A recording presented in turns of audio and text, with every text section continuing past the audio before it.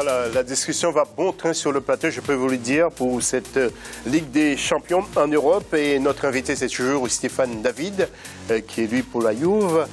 Il y a donc notre deuxième invité qui est Alpha Baldé, qui est pour la Juve également. Il y a Sami Mojtabi, notre édito, qui est lui pour le... Et la question de l'FC, les moyens sont-ils suffisants pour la formation des techniciens sur le continent? Vos réponses sur nos réseaux sociaux, mais aussi fc@africa24tv.com. C'est la partie internationale. Jingle.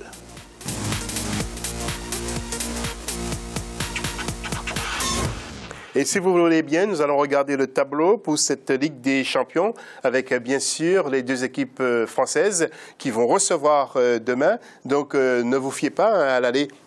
Atlético Madrid contre Real 0-0, Juventus qui avait battu Monaco 1-0, PSG qui perd devant Barcelone 3-1 et FC Porto qui bat le Bayern 3-1. Alors nous allons faire un focus sur les deux clubs français. Tout d'abord, l'équipe de Monaco qui va accueillir Juventus, Juventus qui mène qu'un petit but à 0. Luc Sonor, ancien joueur justement de Monaco, nous dit quelques mots avant de retrouver le plateau.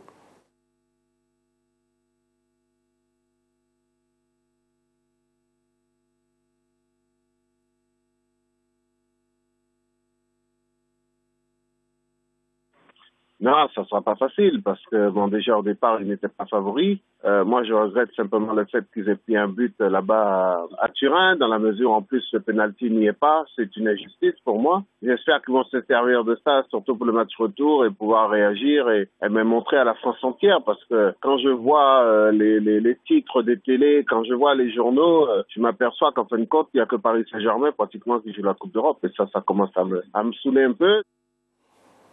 Oui, Stéphane David, vous nous disiez au plateau que Juventus va prendre au moins 5 demain. Non, quand même pas. Je suis un supporter de la Juve comme Alpha, donc c'est vrai que contre Monaco, au match retour, ça va être pas compliqué ni difficile, mais pas facile. Monaco, ils vont vendre charmant leur chance. Mais après, la Juve, avec l'effectif, avec l'expérience qu'ils ont par rapport à Monaco, je pense que ça va faire la différence. Oui, Alpha Baldé, vous êtes trop confiant, Alpha, hein, pour la Juventus. La Juventus va vraiment passer. Bah écoutez, moi je pense que, comme l'a dit Patrice Evra dans une interview qu'il a accordée aux médias italiens, ils vont à Monaco pour gérer le match. Alors vous savez bien la configuration de ces équipes italiennes, c'est d'avoir un avantage non seulement psychologique sur son adversaire déjà, ça c'est un. Et cette équipe de Monaco, elle est très jeune, on l'a vu au match aller, beaucoup de fébrilité devant le but. Moi je pense que si cette équipe s'était montrée réaliste et avait su profiter, se montrer en tout cas très adroit lors de ces occasions, comme Ferreira Carrasco en début de rencontre ou encore Bernardo et tout. Non, mais sur la Juve, c'est compliqué de faire court, hein, il faut être honnête. Oui, parce qu'on a plus beaucoup de temps. Il faut juste dire que ça va être très compliqué pour Monaco, qui sera obligé de faire le match, alors que la Juve n'a besoin que d'un but pour les mettre dans une situation très difficile. Ok, nous allons écouter Luc Sonor avant de retrouver Sami à propos de Leonardo Jardim, l'entraîneur de Monaco, qui est très très bon.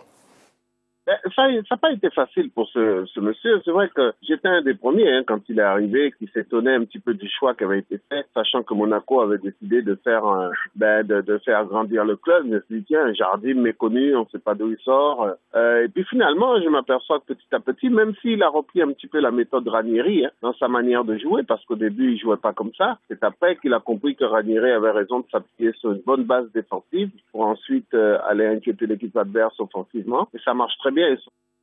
Voilà, et avant de retrouver un dernier sonore de Luc Sonor, je suis désolé, hein, sans jeu de mots. Hein. Sami, je suis pas vraiment... Paris Saint-Germain, que va faire Paris demain? Juste vite fait sur la Juventus, je suis pas du tout d'accord. Je pense que le mythe du catenaccio de l'équipe italienne solide, c'est mort, les gars. C'est fini. Voilà, je pense voilà, on est en 2015.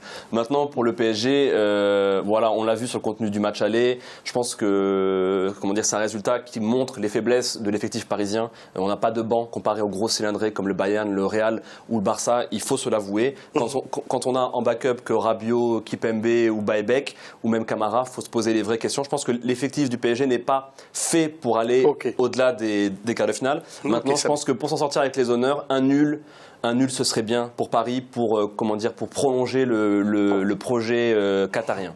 Ok. Luc Sonor à propos de Monaco, qui est bien classé, qui a fait une remontée impressionnante dans le championnat de France.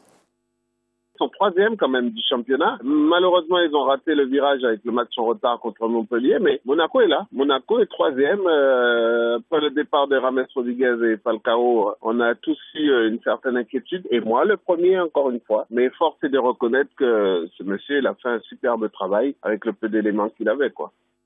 Voilà. Messieurs, il y a un journal qui nous attend. Un tout dernier mot, Stéphane David, je vais vous demander d'être vraiment très court. Alors, pour cette Ligue des Champions? Cette Ligue des Champions, ça va être compliqué. C'est indécis de se prononcer et de dire un tel va faire ci, ça ou ça. On sait sur les matchs retour que ça va pas être évident. Il y a une deuxième partie qui commence.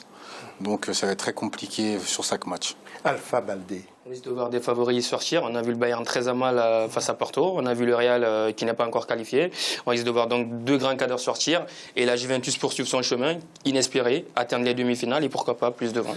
Samy? Après, tout le monde peut rêver. Je vois qu'Alpha est un doux rêveur. Mais je pense que le Bayern passera. Voilà, je m'engage. Et que le Real passera aussi. Ce sont de grands clubs et ils seront présents au rendez-vous des demi-finales, vous le verrez. Pourquoi vous n'avez pas parlé du PSG? Ça vous intéresse pas? Si, c'est aussi un grand club, mais voilà. En tout cas, merci à Stéphane David, représentant du football capverdien. Merci. En région parisienne, merci au grand Alpha, merci au grand Samy. Et puis on se retrouve lundi prochain, même heure, même plateau. Dans quelques instants, d'autres infos sur Africa 24 avec un nouveau journal.